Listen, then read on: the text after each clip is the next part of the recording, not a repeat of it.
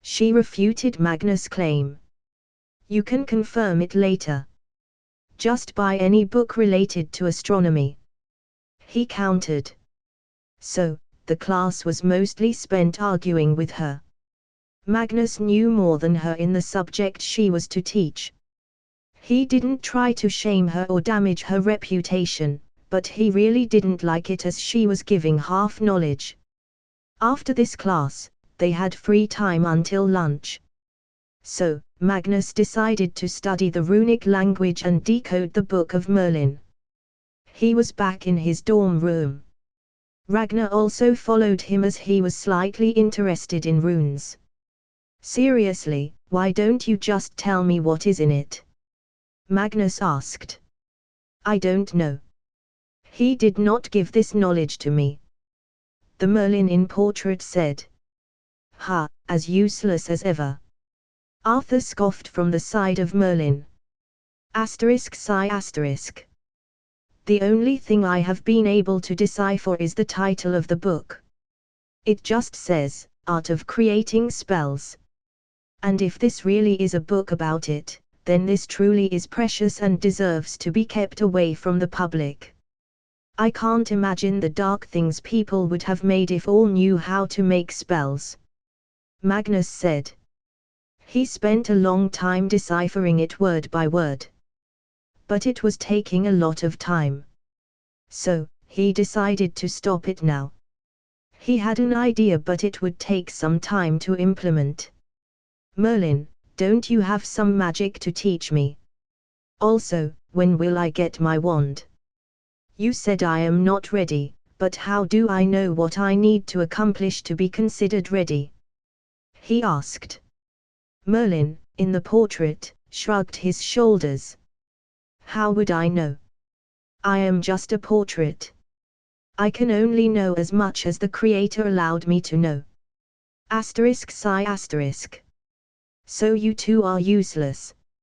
Arthur has already taught me all the swordsmanship he knew, now he just fools around and says vague things. You, on the other hand, can't help me with magic. Magnus muttered. Actually, I helped you with mind arts, I can also help you with all the magical subjects of Hogwarts. The knowledge that is being kept from you by that Merlin soul shard is for your own good. It is probably too big, dark and magic heavy that knowing it might do you harm. Also, I used to use a staff, so maybe that is why no wand is good on you. Merlin said. All things aside, tell me if you can make liquid luck. Maybe then I will consider you good. Magnus asked. I can, I learned from the best potioneer, Sorlaser Slytherin.